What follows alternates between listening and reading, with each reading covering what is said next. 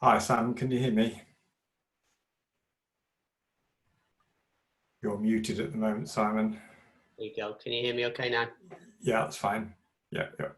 There we go. Cool, cool. I just couldn't find the link. Always that panic moment. Yeah, little one. All right, ready to have some fun? Yeah, absolutely. Good. Oops. So you've seen the screen as well? Yes. Yeah, that's okay. That's cool. Yeah, that guy on there needs a suntan, and I'm talking about me, not you. Wow. That photo from.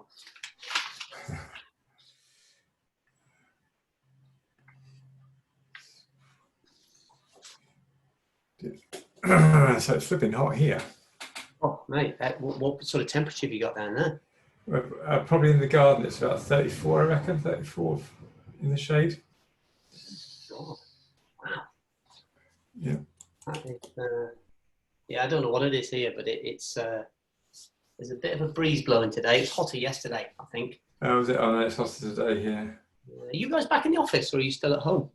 No, I'm still at home. Did you hear about, we had the travellers move in to the business park? Oh, no way. Yeah. Oh, no. Yeah. So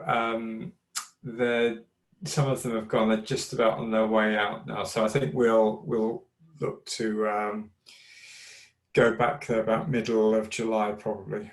Yeah. Oh, yeah. The nightmare to move them on, isn't it? I guess. Yeah. You don't want to get involved in that. No, they've got. So they obviously know all their rights because they reckon they would be there for a month or whatever. But some of them have left already. So I don't know whether they came for some event or something. But we shall see. We shall see. We used to get them into one of the health clubs that I used to run. They come in and sneak in, and they're unbelievable how, like you say, they know their rights. They're smart people in their own right. But man, barefaced liars as well. Yeah. Unbelievable. Some of the lies they tell, and you'd say, "Well, I've just watched you do it." No, I didn't. Yeah, and they know not to cause any criminal damage or take anything, because then that you can get them straight away. So okay. They're very careful about what they do and don't do. Yeah. I'm just going to grab a drink, Sean. Yeah, that's fine. That's fine. I'm going to mute myself. Yeah.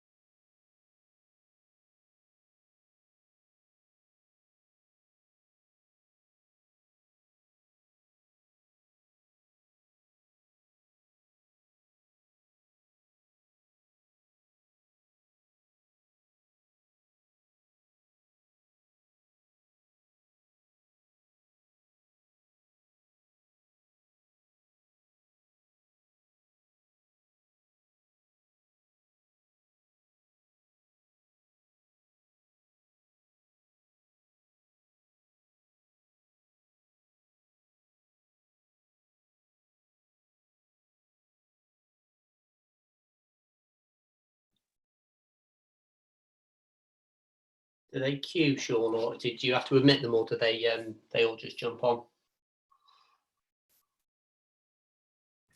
No, they can. They're directly in, so we've got a half dozen folks in now. Oh, okay. So it's 3 minutes to, so we'll start in 3 minutes. We'll start on time at 3. Okay.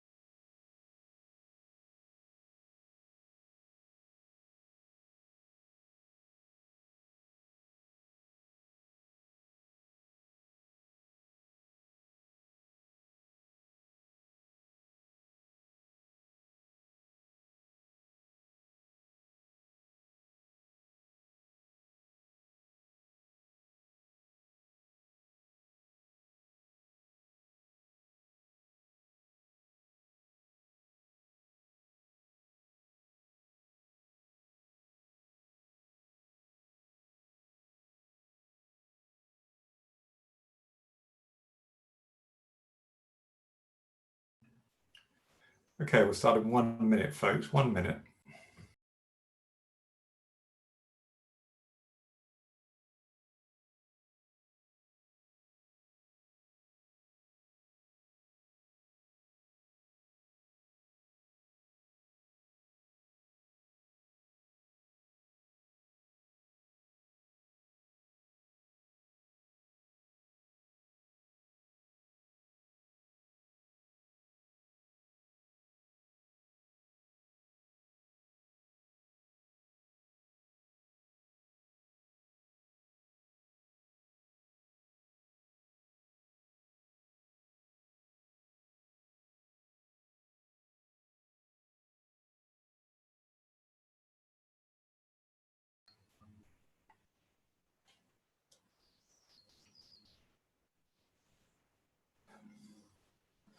Hello and welcome everyone to the monthly Sandler UK webinar. When we're talking to prospects and clients, two overarching questions I normally start with is, can you help me and my people start the conversation, start the sales process with clients, or can you help us close it? Those are the two real big picture areas where people focus on, and in the sales world have challenges. We've covered quite a lot on the prospecting and the opening of the sales conversation, but today we're going to talk about the other end, that as you can see on the screen there, how to get over the fear of closing, because lots and lots of people do have the fear of closing. My colleague, my co-host today is my friend and colleague, Simon Darlaston. Hi, Simon, how are you? Good afternoon, Sean. Very well, thank you. Very well. Jolly good. So I know you've hosted these with me before, but just for those that don't know, you maybe just want to just take 1 minute to tell people a bit about your background prior to Sandler and whereabouts in the country you're based. Yeah, thank you, Sean. I'll keep it short. But I'm based up in Harrogate in North Yorkshire, and we've got unusually a gorgeous sunny day up here as well today. So thanks for everybody for joining us and choosing perhaps Sandler over sun cream this afternoon. Yeah, just a very quick potted background. I studied. I'm very much from a sporting background, and as a result, if you like, of a failed sporting career, ended up studying sports psychology, which in the end took me initially to America. And I started a job with Major League Soccer as it was launching over there. And I thought I was going into a sports job. Of course, I was accidentally falling into a sales career. And I'm guessing many of you didn't necessarily grow up or study to become or go into sales. I fell into it and I started to enjoy it. And as a result, ended up following that trail through to sales management jobs, general management jobs in both in the US, in the UK, and also across in Brussels. And then I bumped into Sandler one day, and I guess the rest is history, Sean, as they say. Yeah.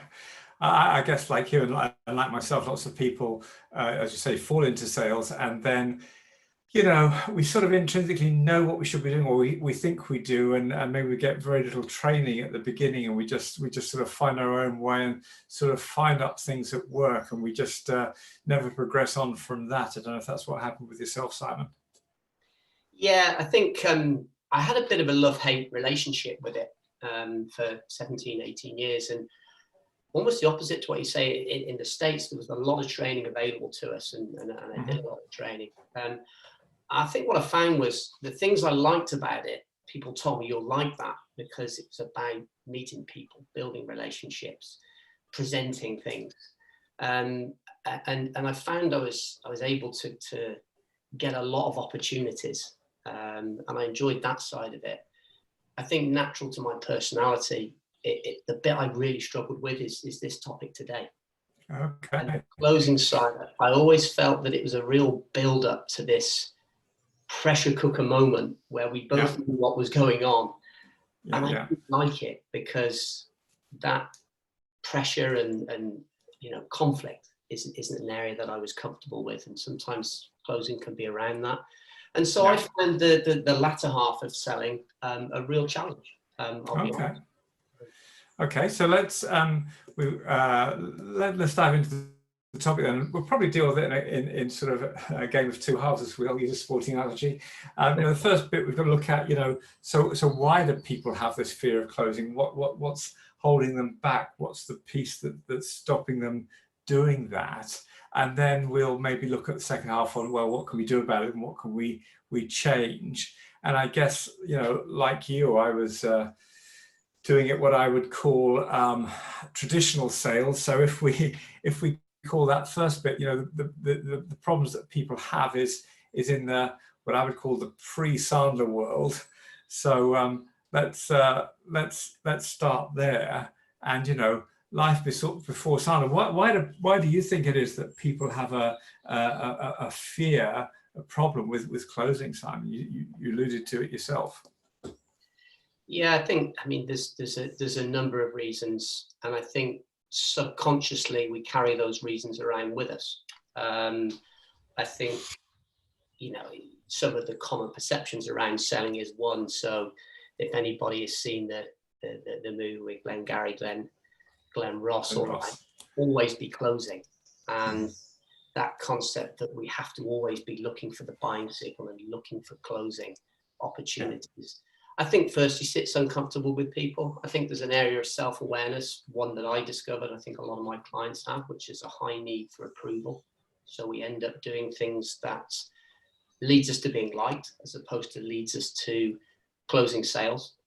Yeah, and I think we'll touch on that a bit further about the being liked. But I think you're right. I think the salespeople, you know, in what I would call the traditional world, life before Sandler, is, you know, we bring that pressure on ourselves because we've seen all this always be closing, and I think you know, we get a lot of pressure from our sales manager if we've got one, or our sales leadership. You know, what's the question they're always asking? What are you going to be closing this month? So that all adds to this this pressure we might feel when we're in the sales role. And I guess that's what you're alluding to there, Simon. Yeah, it is. And I think when we start to think about Sandler and moving away from that, if we look at the always be closing, one of the things that we look at in Sandler that is picking that stick up and looking at the opposite end, it is always be qualifying. Right. And looking for, we'll talk about this I know in a little bit, but looking for why maybe this won't work and facing the realities of that. And I think the opposite is, you said it right at the start of the call, Sean, that one of the common questions we get at Sandler is, teach me how to close better. In the States, I got 101 selling techniques of how to close more sales. None of them ever worked for me because I didn't encourage, if you like, to do them and execute them. And I kind of look at it a little bit like, it's like me going to a golf professional and asking him, can you teach me how to hit the ball out of the woods and out of the brambles? And the chances are, if he's worth his salt, he's going to say, well, let's take a look first at what is happening that means you're going into the brambles. And I think Sandler is very much about that. It's about stopping us going into the brambles in the first place, and what are the steps along the way that make it lower pressure, not just for the prospect, but lower pressure for the salesperson as well. Yeah. I know when I start working with a new client and you're a new customer, and they'll quite often say, well, we've got these deals in the pipeline, we're quite some way down there, so how should we close these? And I think it's that, that old joke, well, if I was going there, I wouldn't start here. Quite often it's difficult to retrofit some of this. If we're that far down, not sure we can back ourselves out of this and go that way. So we've got to set it up right in the first place, and we'll talk a bit about that. But I think, you talked about, there's in your sports role as well as in doing sports psychology, as we know, there's a lot of psychology in Sandler. And I think, in traditional world, what buyers are very good at doing is at a psychological level. If we've got the buyer and the salesperson, the buyer psychologically says to the salesperson, when they're in a meeting, when they're in the presentation or whatever, because if you've been there for more than, 10 minutes, some bonding and rapport has taken place, otherwise you wouldn't still be there. And at a psychological level, I think the buyer is saying this, going, hey Simon, I quite like you, I like you, and I realize this is a sales call, but just I'm not going to be able to, I'm not going to say yes to you, but here's the thing, I won't say no either. And that for me is the killer piece that salespeople accept, and what causes them lots of grief in trying to close the business after that, because as you said, they're sort of conflict adverse. They don't want to do that, so they join the dots that aren't there. He never said no to me, but he didn't say yes either. I think there's two sides to that coin, Sean. There's the prospect and there's the salesperson. When we're, I think no's a really good point that you make. Is I think a lot of times, and I know I feel this sometimes as a prospect when I'm being sold to, that no isn't on the table. We live in a society where we have freedom of choice. We choose where we live. We choose who we live with. We choose who we're married to. We choose where our kids go to school. We choose what brand of toothpaste to use. And I think one of the reasons people struggle psychologically right now with COVID is that we had a lot of those freedoms taken away from us.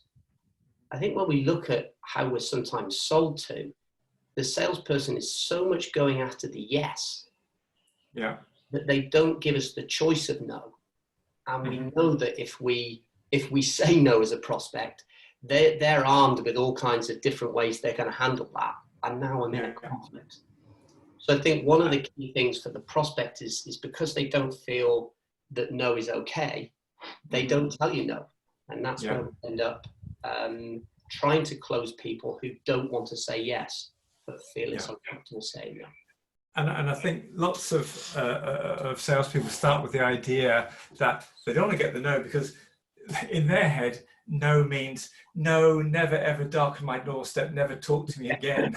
And a no is time dependent. No is situational. No might not be the right time now. No very, very rarely means never at all, unless unless I think the salesperson gets hyper old school and becomes a pest.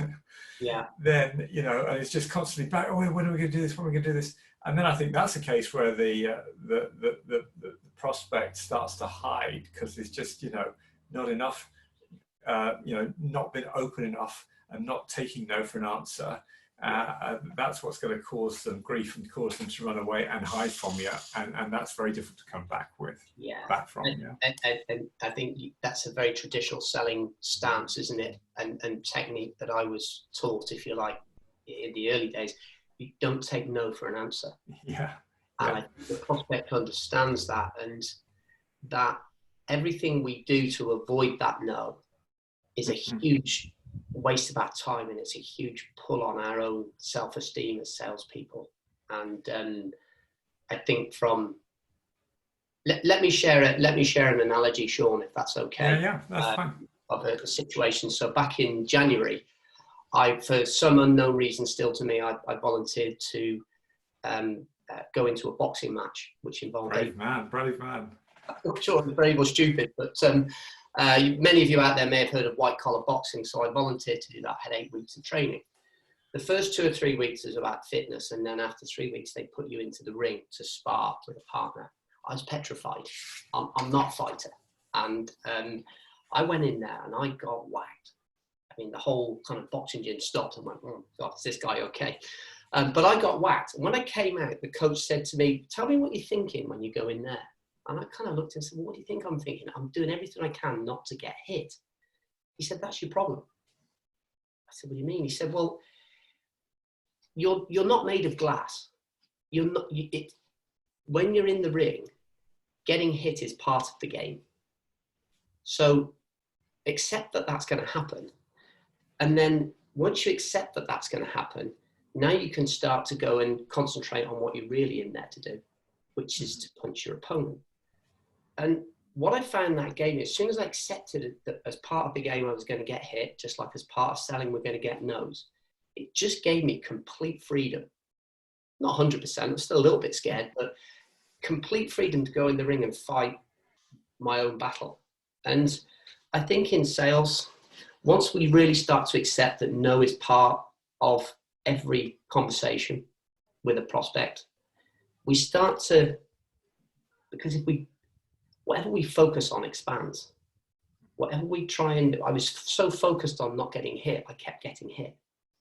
Yeah. If we focus on trying to not get a no, we find that we get no's, but just in a different language from the prospect in the thing, I think it over.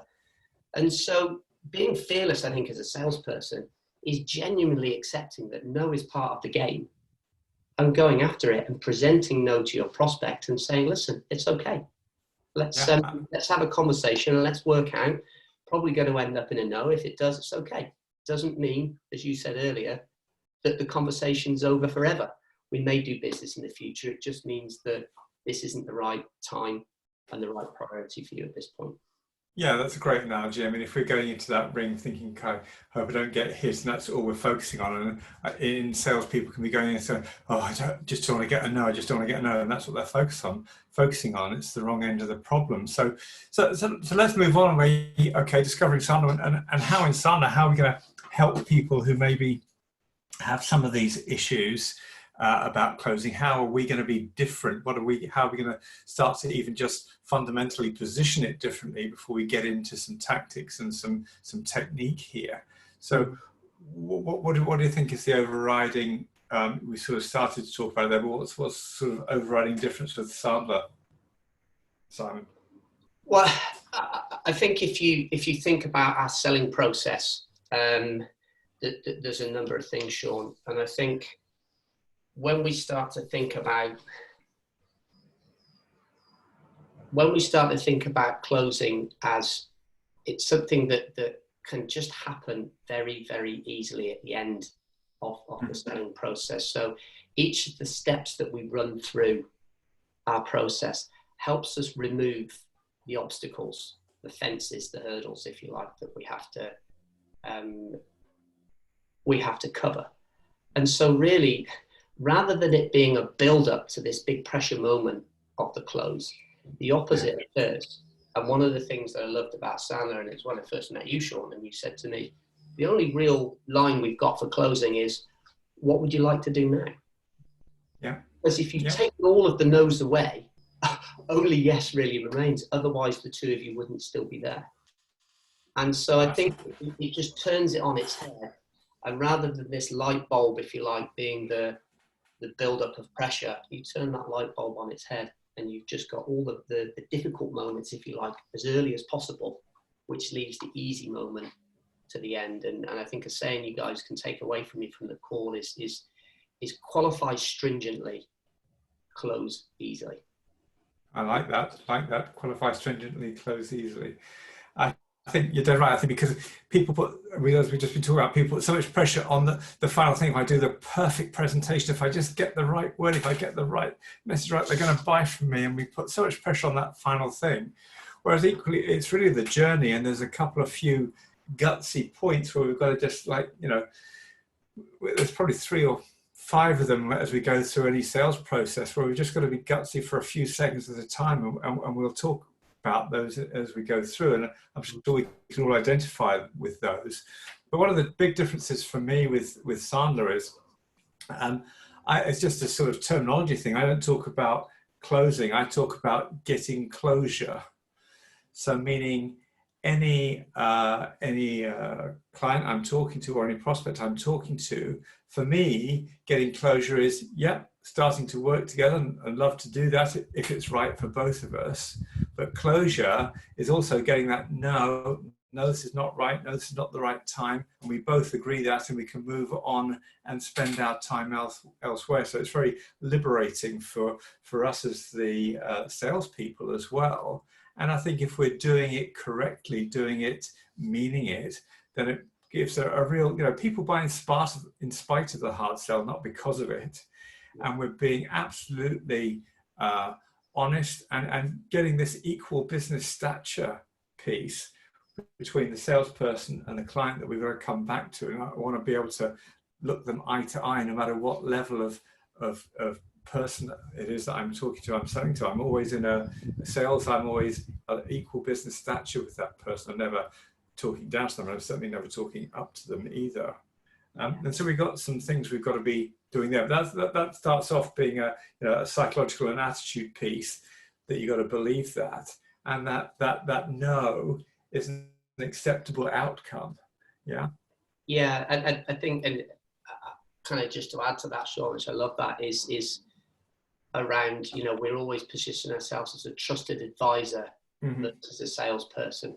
And so as we're going through these questions and our selling process, a trusted advisor would really push hard and question, is this the right time to do this? Whereas a salesperson is doing the opposite, saying, come on, come with me. You've got to do this. And so, that whole positioning of equal business stature as a trusted advisor, I think is a game changer for a lot of our clients. And I know David Sanders said this, I love it, which was, when you get to closing is either the punishment for not following the right process, or it's the reward for following the right process. And we've all been in a situation where, and they still do now sometimes, let's be honest, where, wow, the close is a real punishment because you know that you've missed steps that mean you're getting these obstacles and these questions and these objections at this point.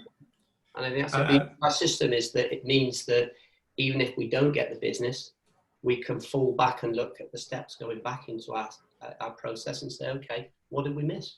And that's where the earlier point about sales management kicks in, is rather than it just being about results, okay, you didn't close that sale, or you did, but let's take a step back into the pain and the money and the decision steps and see what you did well, but what you missed. Okay, so let's look at the Sandler selling system and sort of some warning signs and some of those gutsy moments we've got to be in. Because the way I look at, no matter how long, so I'm sure all the folks on the call here are from varied backgrounds where they've got, varying from a one meeting close to maybe a sales cycle that's 12 months or longer.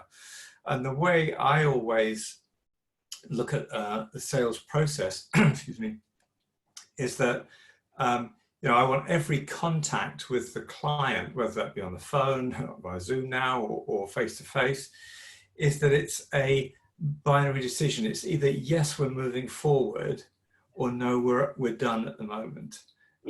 Yes, moving forward, no, we're done, so that we're making it that binary process. Because I think if we don't do that, what we end up with, to what we were talking about before, particularly if we're sort of conflict adverse, is people who are in the sort of middle bucket, which is some form of think it over. And I don't want to get that think it over, because I don't know who's thinking it over. No one's clear what's happening next. We don't know where we're going. No one knows what's happening next. Yeah. And people will tell us, oh yeah, I'm not quite sure. Yeah, they're very, very reluctant unless we give them permission to tell us no. Yeah. And so what happens is they won't give us a yes, so they end up in that think it over bucket. And we don't know as the salesperson whether they were just being kind and polite, or they really do mean to have to wait till next month, next year, whatever. And so I think that particularly for sales folks who are relationship builders, nice guys, we can get, what holds them back is what I call nice guy syndrome. They don't want to have that couple of minutes gutsiness of saying, is it a yes or is it a no? And that was what I really struggled with, Sean, pre-Sandler, was that nice guy syndrome, that when it was all about one big decision, which is, do we buy or don't we? And I think what you shared there is when you're having these lots, every interaction, there's a binary decision-making process. What we're doing very deliberately is we're conditioning our prospect to making decisions. So our prospect may be indecisive, or they may just not like to say yes or no to salespeople, either way. But over a period of phone calls and over a period of meetings, they get used to the rules of the game, if you like, which is a very low pressure, yes or no, both of us, do we move forward or do we stop here? So when it comes to the final decision, it's not the first decision they've had to make, and it's probably not, if we've done it right, it's probably not the biggest decision either. And so that's where I love your binary decision-making process there, because it is a two-way street if we're going to be a trusted advisor and have equal. Absolutely. So where in the Sandler system, Simon, do we start to bring in that decision-making, or that concept of wanting to make a decision and giving them that yes and no choice? Yeah, and it's very early on. If you think about it, and if you're looking at you're on the slide there, in the upfront contract. The upfront contract, there's 5 elements to it, and I won't go into all 5 elements today, but the 5th element is about, when we get to the end of this phone call, this meeting today, can we take a couple of minutes just to talk about what typically the outcomes would be? And the outcome is going to be, look, Mr. Prospect, if you don't feel for whatever reason this is worth pursuing any further, I just want you to be comfortable to say no to me. We can shake hands, still be friends. I understand that we're not for everybody in every given situation.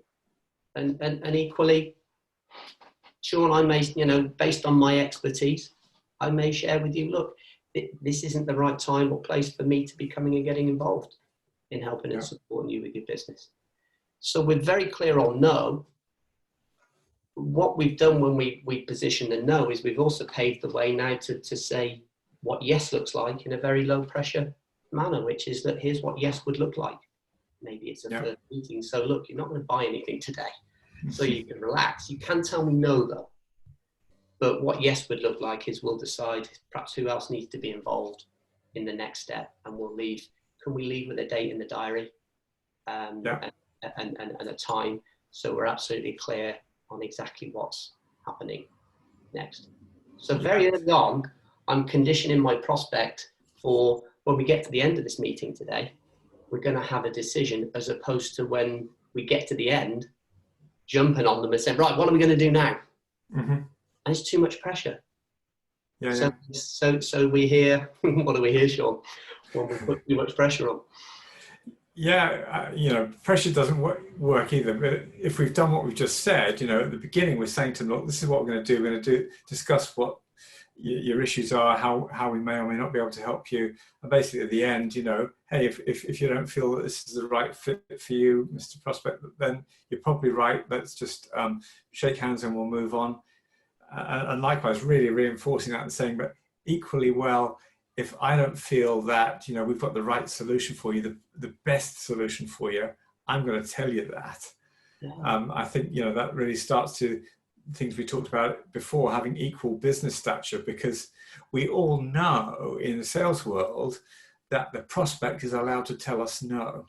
Mm-hmm. Oh, hold on, if we've got equal business stature, if the prospect's allowed to tell us no, I, as the salesperson, I'm allowed to say no, don't accept this. This is a good project for us, a viable project for us. And as you say, it then helps us pave the way for what yes looks like. Next step might be, I don't know, depending on what you do, we'll run a webinar demo to show you how this fits in your world. But we've done a whole ton of things there. We've given our prospects permission to say no to us. Yeah, that's a big thing.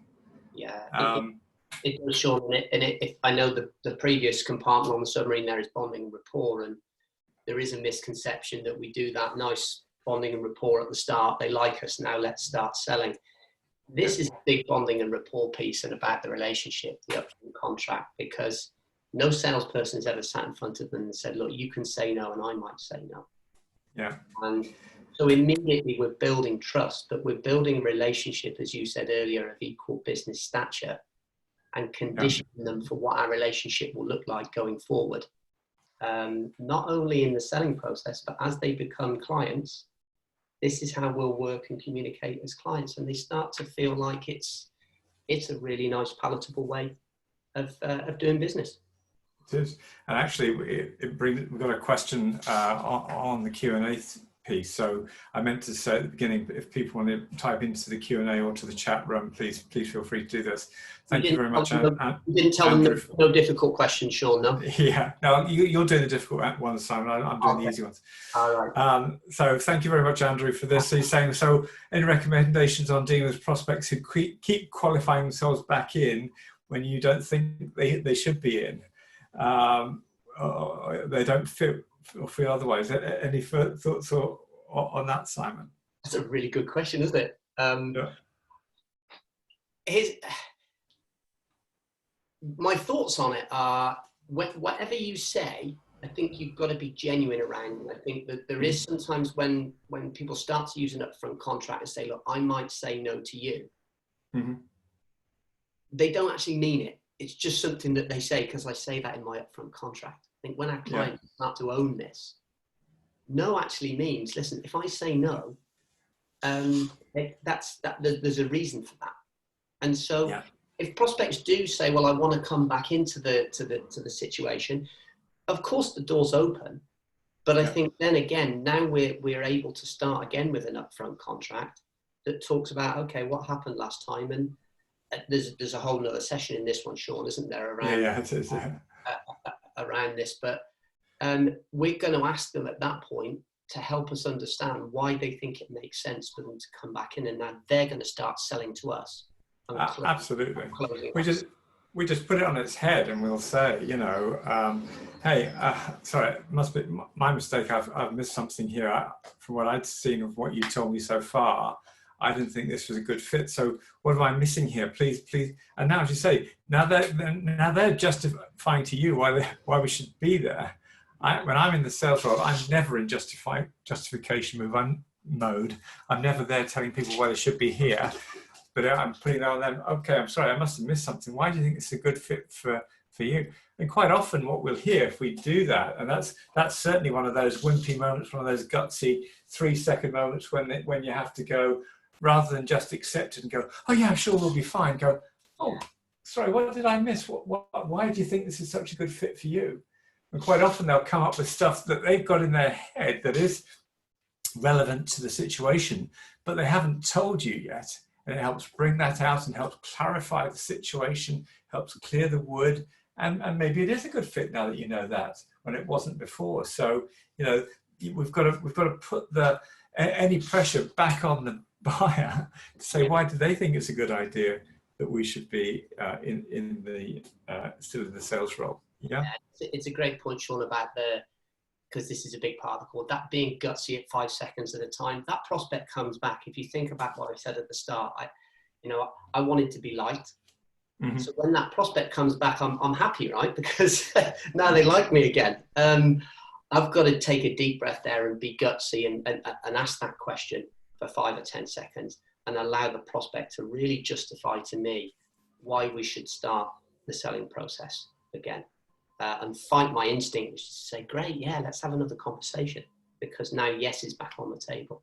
So it's being self-aware, and it's recognizing, okay, let's keep that relationship of equal business stature. So great question, whoever that was. Yeah, well, thank you, Andrew. I hope that helps.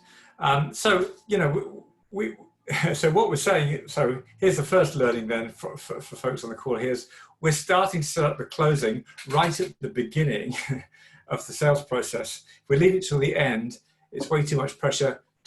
We don't know what's happening. We've lost control. So we're starting to set that up at the beginning for getting that decision. We've done a number of calls on pain, the reason why people buy. So we're sort of going to, that's a major part of the sales process for the purposes of this webinar. We're going to skate over that one a bit quickly, I think, and really not dive into that one. But let's look at budget and decision a bit more, Simon. How do they come into getting closure? Yeah, again, I think just to quickly touch on pain, when the prospect, and again in traditional selling, when the prospect starts to tell us they've got issues, problems, challenges, we can forget where we are, and we can then go into over sales mode, and we start to sell our features and benefits. We start to talk too much, and the prospect starts to shut down. And before we know it, we're then into a presentation. And we know what's going to happen now is that we show them all our great stuff, but when we get to the end and we share the money investment that they've got to make, you guys out there, the obstacles and the problems that occur if we leave money till the end. So I think once we understand what's going on with pain, there's a couple of things. I think firstly is, before I start the money and budget step, I want to ask the prospect, based on the problems you've shared there, I want to know what commitment they have to fix those problems. Mm-hmm. Because we all know people in our lives, in our personal lives, who live with problems and issues. But when it comes time to fix them, they leave the dripping tap, if you like. It's not enough for them to fix it. So at that point, that's a real gutsy moment. Thanks for sharing those. Just on a scale of 0 to 10, 0 being like, I can probably live with these issues, and 10 being, I need to get on and fix these issues now. Not necessarily with me, but you do need to fix those issues. Where are you on that? And what are most people going to tell you? Most people tell us 10. Why do you think most people tell us 10 at that point? Because they feel that there's some stuff there that we do know maybe how to fix this, and they want to get some free consulting done, maybe. Yeah, they want to see our stuff. Absolutely. Yeah, they give us a variety of numbers, but I picked 10 because it is a common one we get. So when I hear that, I want to share, well, look, Sean, everybody says 10. Why don't we take a step back before we move on here, and let's talk a little bit about what that means in terms of, if we are to fix the issues that you've got, what that means from a perspective of the investment of money, time, and resource that it takes to take the problems you've got and for us to fix them. And so what we're doing there is although we've got commitment, but I want to talk and really finalize those three areas. And it depends on your world and the issues and problems that come up at the end. But I want them to really get a feel for, there's a commitment they're going to have to make here. And we want to talk about those things before we start moving on and presenting to them. Yeah, it's another one of those gutsy few moments, isn't it? Because the easy thing, because if you say, so you've got all these issues and, you know, we can help them, how committed are you? And they say 10, that's another one of those gutsy few seconds we've got, isn't it? Because the easy thing to do from a sales perspective is go, phew, great, he's committed to doing this, and then just move on. Mm. But the gutsy thing is to say, yeah, I hear that all the time, but, you know, when people realize the effort they're going to have to put it to, and the money they're going to have to spend to change this, now maybe they're not committed. And I don't know if that's what's going to happen here. Are you really committed? We've got to take that extra time. Yes. And it really takes, you know, well, how long did that take? 5 seconds? I don't know, less than that probably. Yeah. But do that pushback and just let them, and make sure there is some real substance behind that. They're not just on autopilot saying that because that's what they think they want us to hear. Yeah, because I think what happens is when they tell us that, if we're not careful, we look excited because they've just told us they want to fix the issues. And if we're more excited than they are, they start to get suspicious. It starts to look weird, doesn't it? So it does. Yeah, we just, every time we start to feel that this is getting exciting, have those little talk tracks in there that just pull it back and just balance up the relationship again, that says, great, makes sense, but let's look at what happens next before we can start to get excited about how we're going to fix it. Yeah, yeah.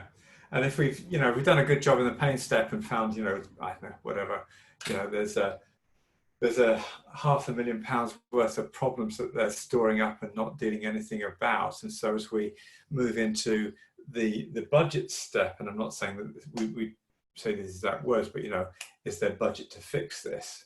Or what would you spend to fix this? Quite often, more times I'd like to hear, the initial thing we hear is, money's not a problem.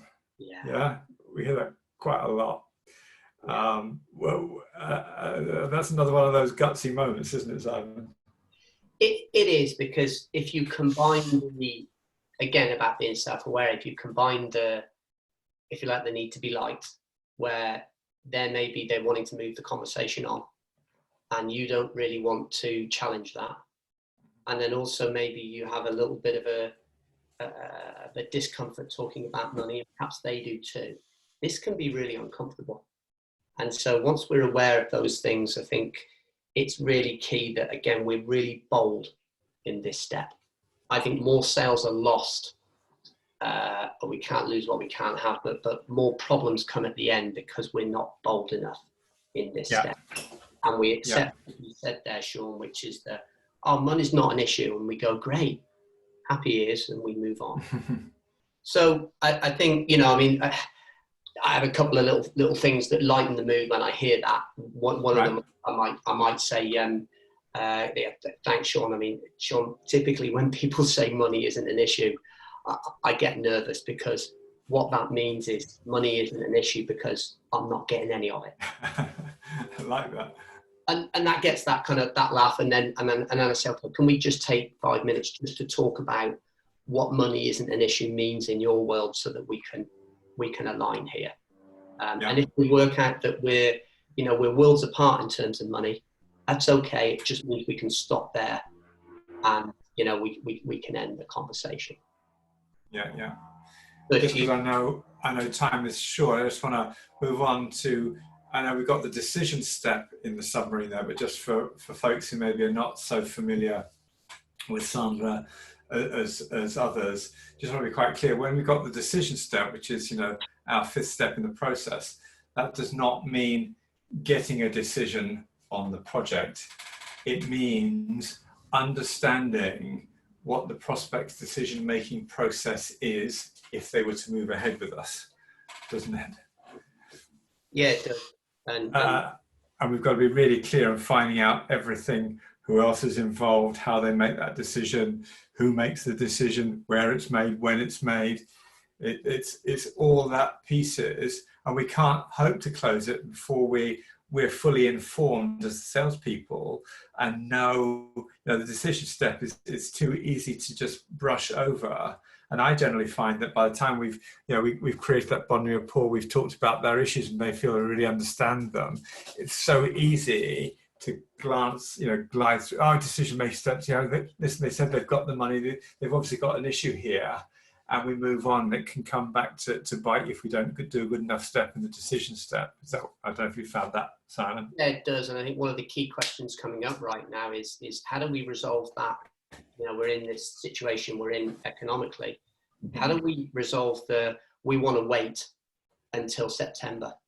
And this is what a lot of salespeople are hearing right now at the end of the sales, at the close, if you like.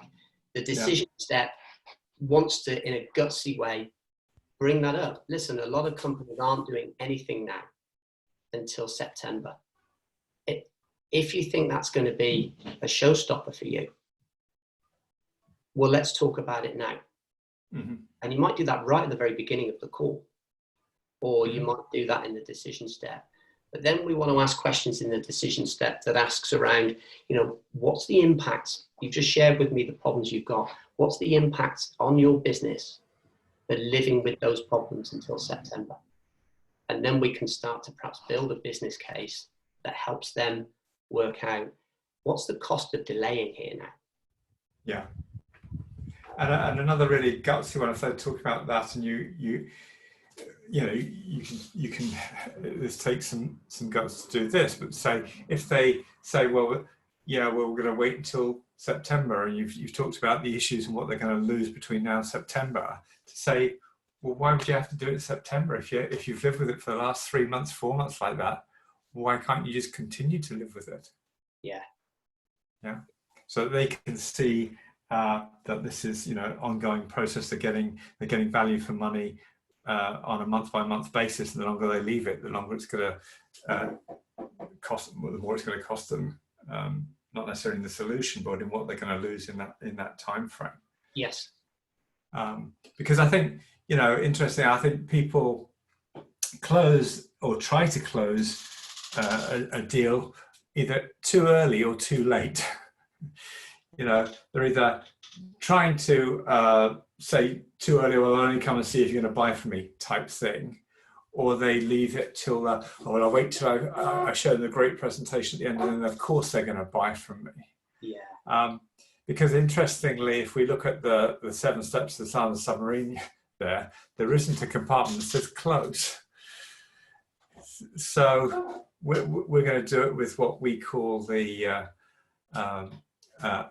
ultimate upfront contract. So what is that, Simon, and where does that sit in relation to the steps in the submarine there?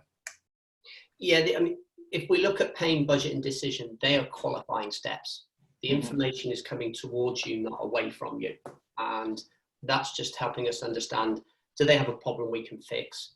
Do they have the type of money that is required, and are they able to find that money to invest in a solution? And are we talking to the right people in the room in terms of, can they make a decision if they like what they see? The ultimate upfront contract then steps in. The fulfillment step is essentially, let's call it your presentation or your demonstration.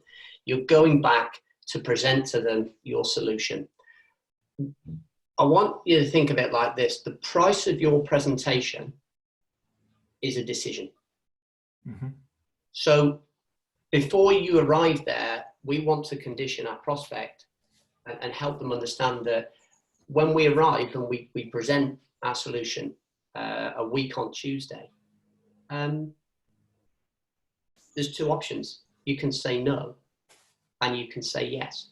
And then we're going to share with them what no would mean in that situation and what yes would mean in that situation.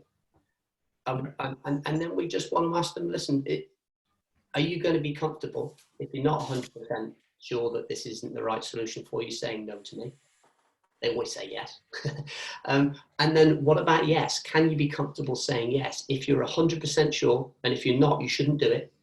But if you're 100% sure, we get to the end of the meeting or somewhere during it, can you say, yes, I want to go ahead, and we can sign the contract, agree first invoice amount, and put some dates in the diary. Yeah, that's great.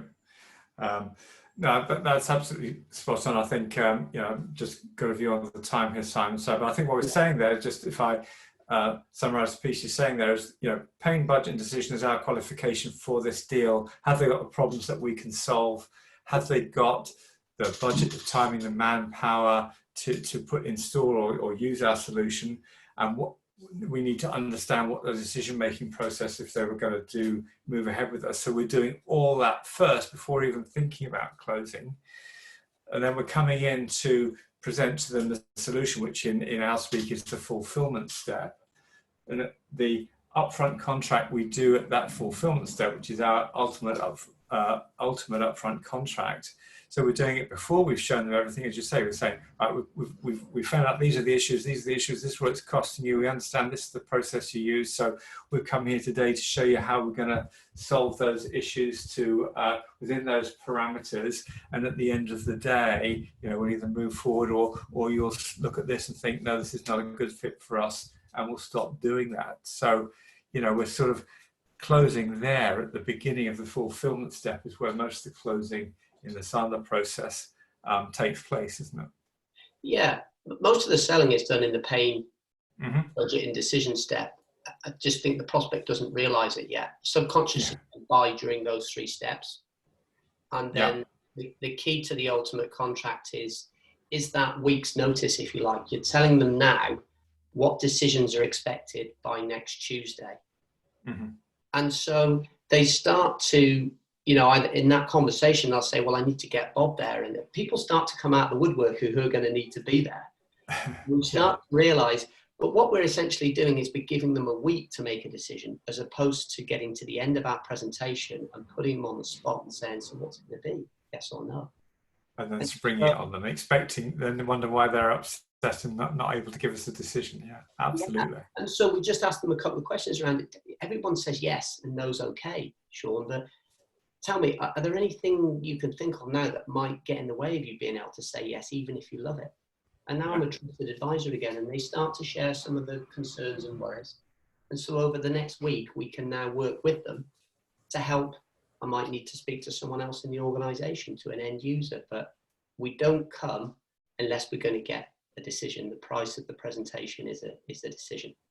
And that's the expectation, and those okay. Great, love that. Well, thanks very much for that, Sam. We're way out of time here, so this is obviously a big topic, and we could go on for a long time on this. But we got some real nuggets there. I think the price of the presentation is getting a decision, so that's part of where we're getting that closure. But I think that idea of getting closure rather than closing. And I like your one at the beginning, never mind always be closing, always be qualifying. And that means that we've got to, as the salespeople, we've got to be prepared to stand up and walk away if it doesn't fit, and be prepared to do that. So thank you very much, Simon, for your time today. Pleasure. And for those of you on the call here, we will make the recording available when we've edited and stuff. But also, if you'd like to crash a class and have a bit more insight into the Sandler methodology, then please feel free to email rian@sandler.com. His email's addressed there with the subject line of crash a class. And if you put your postcode in there, then we'll know which office to align you with for that class. But please feel free to do that. Thank you once again, Simon. Simon, I know it's on the first slide, but do you just want to give people your email address in case they want to get in touch with you? Yeah, I'm at simon.darlaston, DARLASTON, @sandler.com. Great. Well, thanks very much for your time today, Simon. I hope people have taken away that and got feel a bit more relaxed and a bit less fearful about closing. Thanks for your time, everybody, today, and good selling. Thank you, everybody.